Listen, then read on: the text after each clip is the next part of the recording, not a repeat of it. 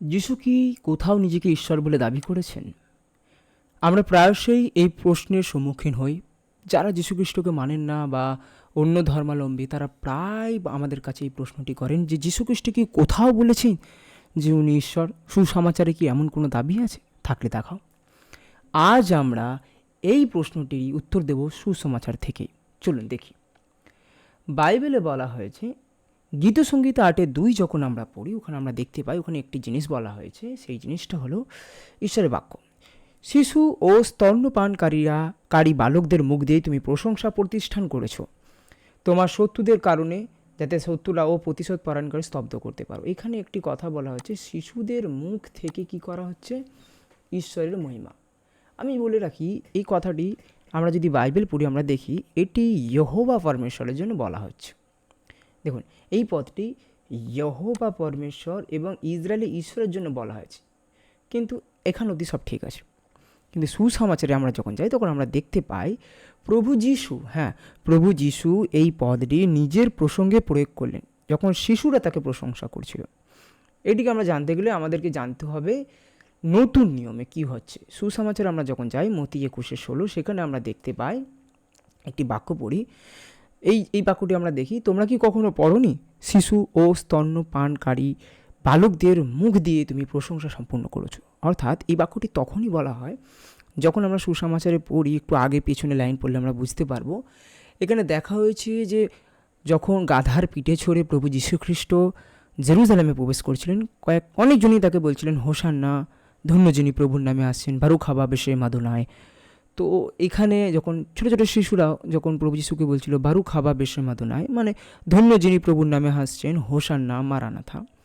তো এই রকম প্রশংসাগুলো তখন ইহুদি আর ফ্যারিসিরা, যারা পুরানো নিয়ম নিয়ে আলোচনা করতো, তারা এইটি শোনার পর তাদের খুব কষ্ট লেগেছিল। তারা বলছিল, তাদের গায়ে লেগেছিল কথাটা, যে এটা তো ইহোবা পরমেশ্বরের জন্য লেখা হয়েছিল পুরাতন নিয়মে। তো নতুন নিয়মে একজন রাব্বির জন্য কি করে এটা ব্যবহার করা যেতে পারে?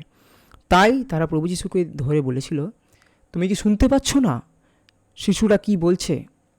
তো সেই সময় প্রভু যীশুখ্রিস্ট একটি কথা বললেন, একটি বাক্যকে উদ্ধৃতি দিয়ে নিজের বিষয়ে তিনি প্রমাণ করলেন। কি করলেন?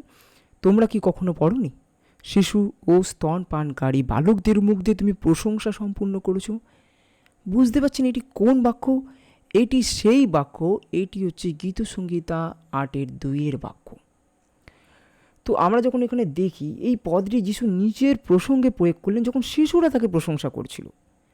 তো এটা আমাদের দেখার জন্য আমাদের যেতে হবে গীতসংহিতা 8:1 আমাদেরকে দেখতে হবে। গীতসংহিতা 8:1 যখন আমরা বাংলায় পড়ি অতটা বুঝতে পারি না। ওখানে শুধু লেখা আছে, সদাপ্রভু ইহোবা পরমেশ্বর বলছেন, আমাদের প্রভু কত এবং কি পরিসীম, তিনি মহামান্বিত, মহান শক্তিশালী, তোমার নাম সমস্ত সমগ্র পৃথিবীতে যিনি স্থাপন করেছো বা রেখেছো তোমার মহিমা উপর। তো এটা আমরা যখন হিব্রুতে পড়ছিলাম, তখন আমি পড়ছিলাম, এখানে লেখা ছিল ইহোবা আদোনেনু, মানে প্রভু, আমাদের প্রভু। এখানে নামটা স্পষ্ট হিব্রুতে আমরা পাই ইহোবা আদোনেনু, কিন্তু এটা আমরা বাংলায় পাই না। বাংলায় সব জায়গাতেই সদাপ্রভু পাই। তো এই 8:1 পর যখন আমরা দেখি তখন আমরা এখানে একটা জিনিস দেখতে পাই। আমরা যখন 8:2 যাই তখন এখানে আমরা একটা জিনিস লক্ষ্য করি, এখানে তারপরেই আমাদের মেন বাক্যটা আসে, যেই বাক্যটা নিয়ে প্রভু যীশুখ্রিস্ট নিজের বিষয়ে প্রমাণ করেছিলেন যে তিনি ঈশ্বর। তিনি বলেছিলেন মুখ থেকে। মিপি হিব্রুতে মিপি কথার অর্থ হলো মুখ থেকে, পে কথার অর্থ হলো মুখ, এবং মিপি মানে মুখ থেকে। যখন হিব্রু কোনো শব্দের আগে মেম থাকে তখন আমরা মেমটাকে আমি লিখে দেখাই কীভাবে আছে। যখন এইরকম কোনো মেম থাকে, এটা হিব্রুর মেম, যখন মেম থাকে এটি হলো একটা আপনার এই মেমটা হলো আপনার প্রিপোজিশন। যখন কোনো শব্দের আগে মেম থাকে তখন আমরা বুঝে নিতে হবে ওটা থেকে। যেমন ধরুন, আমি যদি হিব্রুতে এটাকে বলি আমি ইন্ডিয়া থেকে, তো আমাকে হিব্রুতে বলতে হবে মে হদু, মানে ইন্ডিয়া থেকে। হদু মানে হচ্ছে হিব্রুতে ইন্ডিয়াকে হদু বলে, থেকে মে হদু। তো এখানে বলছে মুখ থেকে, মিপি কার বলছে? উলালিম, মানে ছোট ছোট শিশুদের থেকে। তো এইখানে আপনি বুঝতে পারছেন এই বাক্যটা উনি ব্যবহার করেছেন। আর এই বাক্যটা কার জন্য ব্যবহার হয়েছে? আমরা যদি প্রথমে যাই, এখানে আমরা দেখি 8:1 আমরা দেখতে পাই এইটি ইহোবা পরমেশ্বরের জন্য দাউদ লিখেছে। ইহোবা পরমেশ্বর আমাদের প্রভু সমস্ত পৃথিবীতে তার নাম প্রশংসা করেছেন। 8:1। 8:2 আমরা কি দেখতে পাই? 8:2 আমরা এই বাক্যটা দেখতে পাই যেটা প্রভু যীশু বলেছিলেন, ছোট ছোট শিশুদের মুখ থেকে তুমি তোমার প্রশংসা প্রতিস্থাপন করেছো। তো এতে আমরা বুঝতে পারি এতে একটা অনেক বড় ব্যাপার ঘটে। যারা জানে না তারা বুঝতে পারে না। এখানে আমরা একটা যুক্তি দেখতে পারি যে 8:1-2 যে প্রশংসা করা হচ্ছে সেটা মূলত ইহোবা পরমেশ্বরের জন্য করা হচ্ছে, কিন্তু এই প্রশংসাটা তিনি কার নামে নিচ্ছেন?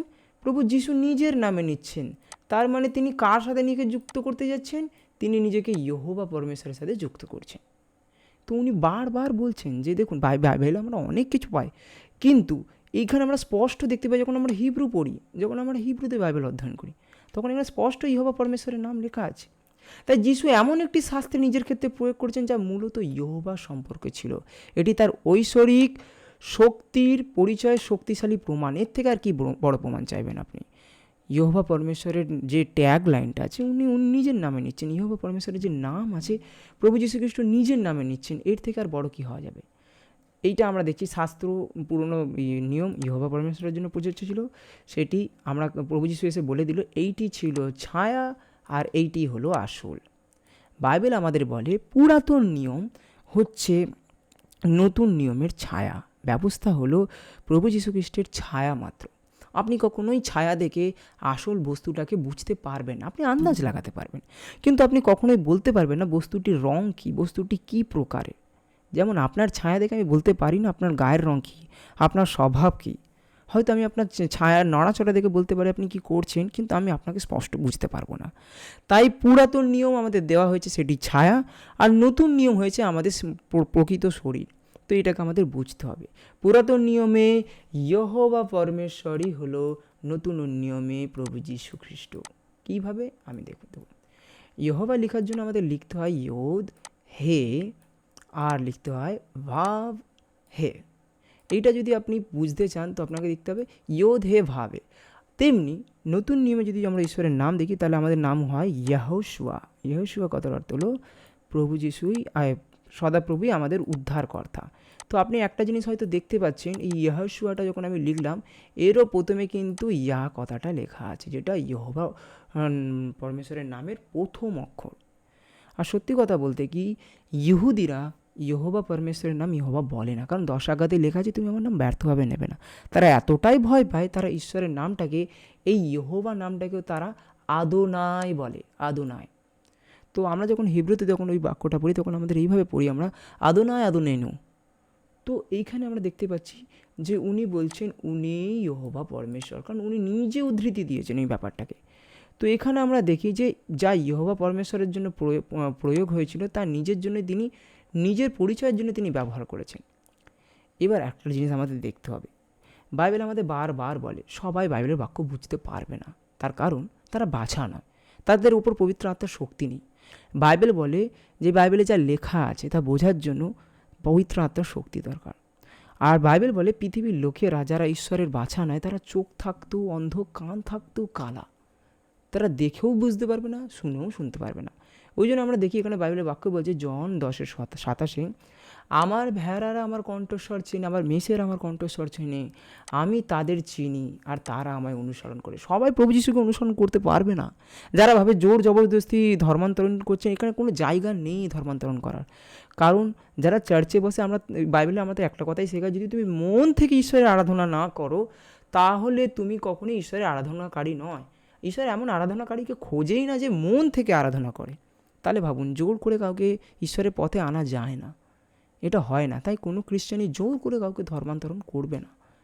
এখানে আবার বলছে কান থাকতেও তারা কালা, তাদের কান আছে কিন্তু তারা শোনে না, তারা ঈশ্বরের বাক্য শুনেও শোনে না, বোঝেও না, কারণ তাদের সেই ক্ষমতাই নেই ঈশ্বরের বাক্যকে বোঝা। কারণ ঈশ্বরের মনে কী আছে, ঈশ্বরের পরিকল্পনায় কী আছে তা সাধারণ মানুষ বুঝতে পারে এমন সাধ্য কার? ভাবুন, যদি আপনি আপনার ব্রেন দিয়ে ঈশ্বরের পরিকল্পনাটাকে বুঝে যান তাহলে ঈশ্বরের পরিকল্পনার মহত্বটাই কী থাকলো। তো এইখানে আমরা একটা জিনিস দেখি, এখানে বাইবেল বাক্যে সরাসরি আমাদের বলছে তোমরা শুনেও শোনো না, দেখেও দেখো না, আর বুঝেও বোঝো না পবিত্র আত্মা তোমাদের কী বলতে চাইছে। তো এখানে আমরা একটা জিনিস দেখি যে বাইবেল বুঝতে গেলে আমাদের পবিত্র আত্মার প্রয়োজন। আমাদেরকে কী করতে হবে? প্রার্থনা করতে হবে, আর ভালো করে ঈশ্বরের কাছে জানতে হবে যে ঈশ্বর তুমি তোমার বাক্যে কী রেখেছো তো আমাদের দেখতে দাও। কারণ সল পল পুরাতন নিয়ম পড়ার পরেও প্রভু যিশুকে চিনতে পারেনি, খ্রিস্টানদের উপর অত্যাচার করতো, যেমন এখন অনেকজনেই করছে। কিন্তু মাঝ রাস্তায় প্রভু যিশু খ্রিস্ট ড্যামাস্কাসের পথে পলকে বলে তুমি আমার উপর কেন অত্যাচার করছো? তার মানে আপনি বুঝতে পারছেন এখানে বাইবেল প্রভু যীশু খ্রিস্ট কী করলেন, পলের চোখ খুলেছিল বলেই পল পরে নতুন নিয়মে সমস্ত শাস্ত্র বুঝতে পেরেছে যে পুরাতন নিয়মে ইহোবা পরমেশ্বরই, নতুন নিয়মের প্রভু যীশু খ্রিস্ট, আর তিনি এইটা বহুবার বলে গেছেন। তাই জন্য আপনাকে কি করতে হবে, এই ভিডিওটাকে সেই সমস্ত লোকের কাছে পাঠান যারা বলে বাইবেলে প্রভু যীশু খ্রিস্ট কোথায় বলেছেন যে তিনি ঈশ্বর। এটি একটি হিব্রুর মাধ্যমে পুরানো নিয়মে বাইবেলের বাক্য দিয়ে খুব সহজেই আমরা প্রমাণ করতে পারি। আমি ডেভিড, আমি কি করব? হিব্রু অধ্যয়ন করতে পারি। আমি দীর্ঘ 7-8 বছর ধরে হিব্রু অধ্যয়ন করছি এবং শেখাচ্ছিও। তো আমি কি করব? বাইবেলের মধ্যে থেকে হিব্রু বাক্যের মাধ্যমে আমি এক্সপ্লেন করব।